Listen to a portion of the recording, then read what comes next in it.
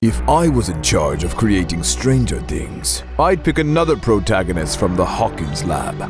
I'd go with number 8, aka the Avenger sister, aka Callie. Even her name promises us a more intense story.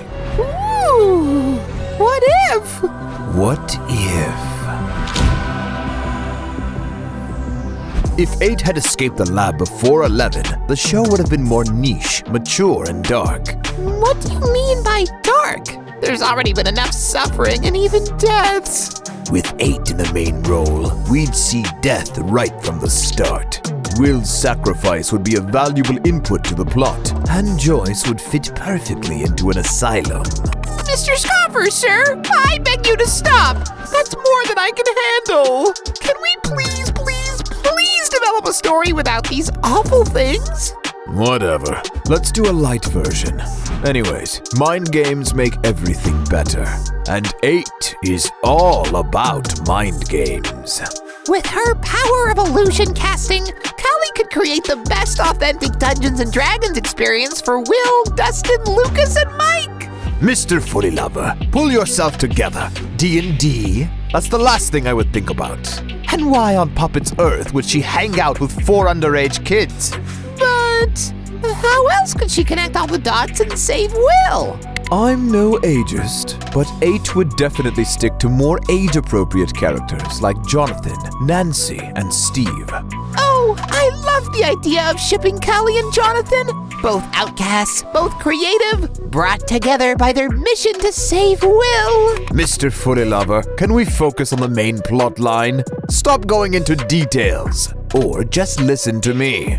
I'm all ears, Mr. Scoffer, sir. So, 8 would escape Hawkins' lab and, yes, encounter Jonathan in the woods. She'd want to play her invisible card at first, but she'd be disarmed by his despair and would learn about Will and Barb. Callie would quickly realize who was behind the mystery and decide to help Jonathan. Though, in fact, the only thing she'd care about would be revenge on those who had hurt her. So she'd come to live in Jonathan's house and would hide from Joyce? Of course not. She's not 11. She'd be hiding in an abandoned building.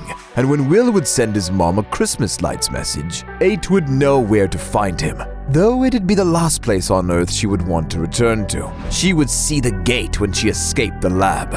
Okay, let me try. So the grown-ups, Joyce, Hopper, Jonathan, and Callie, would head to the lab, while Steve and Nancy would stay with the kids. Combining her terrific powers of invisibility, clairvoyance, and creating illusions, 8 would lead them through many dangerous obstacles right into the lab. And while they're walking through a corridor, she'd see the Rainbow Room. Not so fast, Mr. Fullylover. While the seniors are fighting with horrifying creatures in the Upside Down, the kids and their nannies would get a visit from demogorgons at home.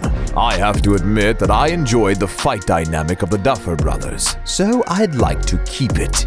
But Elle was the main fighter, so how could they kill demogorgons without her? I don't think that Callie's powers would affect the Upside-Down creatures. They have no eyes and limited intellectual capacity. We only know that demogorgons are hypersensitive to the smell of blood and can't stand the heat or survive fire. Exactly. Let it be more like an old-fashioned physical fight with all the means they can think of. Callie could create some empowering illusions for the team. But, that's not so important. At this point, you're free to mess my plot up however you like. But what is that supposed to mean? Why do you seem so indifferent? It's your idea, after all. Because no matter what happens next, I have the perfect ending for the story. You'll never beat it. That sounds kind of discouraging. But there's one scene I see perfectly clearly. When Will is found and saved, and everyone is about to exit Hawkins' lab, 8 would have a strong flashback. She'd recall the Rainbow Room and the girl she used to play with there. Callie would tell everyone she'll be right back, and then she'd go to save her sister. And here comes the ending. Rainbow Room, 8 and 11 sitting there with bloody noses. We see names paired with numbers on the wall. Barb is number 1, and her name is crossed out. Will is number 12, and there is a question mark next to his name. All the other familiar names are there too, and we realize that everyone we saw before was a test subject.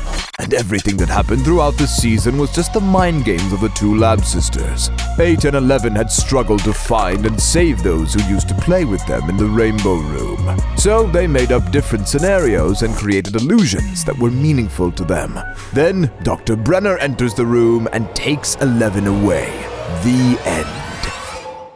Oh my! This psychological horror sounds like a prequel to 11's story! I hope that the sisters would eventually reconnect and live a happy life! Well, I can't forbid you to have hopes like that, unfortunately. Never in my fluffy mind could I imagine that turn of events!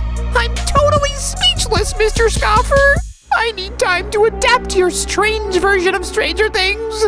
And that's what I call the mind-blowing effect of a powerful story. Let that sink in, Mr. Fullylover. And what do you think would happen if Stranger Things evolved around 8? Tell us in the comments!